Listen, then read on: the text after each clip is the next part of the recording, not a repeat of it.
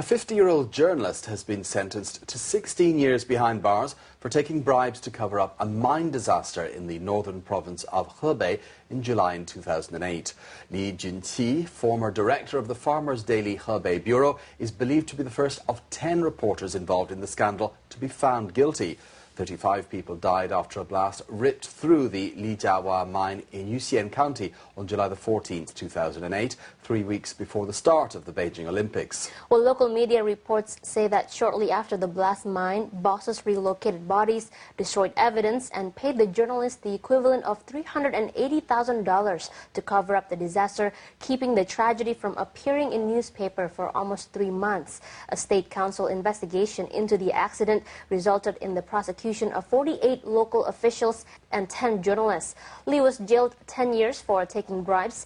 Li's lawyer insists his client is innocent and has said he will appeal the verdict in the Supreme People's Court soon. Now, this isn't the first time journalists have been accused of helping to cover up disasters in exchange for bribes. Last year, 2 journalists and 26 people posing as journalists were accused of accepting bribes to cover up another mine accident in which a worker was killed in Shanxi province. In today's Straight from the Street, we asked people for their reaction to this case and whether or not they trusted journalists. Here's what they had to say.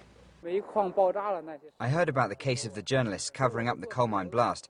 I was shocked and could hardly believe it. These people are making money from someone else's tragedy. But I still think it only happens to a small proportion of all journalists who can't resist the strong temptation of money. I've heard that many journalists take money for writing promotional news for companies or institutes. I have friends who are journalists and they take money from people. Now I'm more skeptical about the news I see every day. I think I can tell whether it's true or not based on my experience and knowledge. This has something to do with their personal integrity and morality. I believe most journalists are good, and only those who have no respect for their profession would do something like this.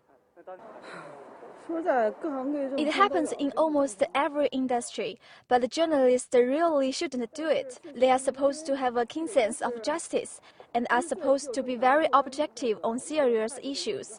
They are the channel through which ordinary people get to know what's happening in the world. So if these people can't tell the truth, we will never know the facts. It should be a sacred job. But unfortunately, journalists do sometimes take bribes in China. Now, Sylvia, interesting that one commenter there said, I have friends who are journalists and they take money. Not singular, but plural. So one person who knows some journalists and more than one of those takes money to a certain extent would certainly seem to suggest that this is a problem that is a little bit more widespread than it should be. And certainly that's going to have present problems for the reputation of the industry and the profession in general.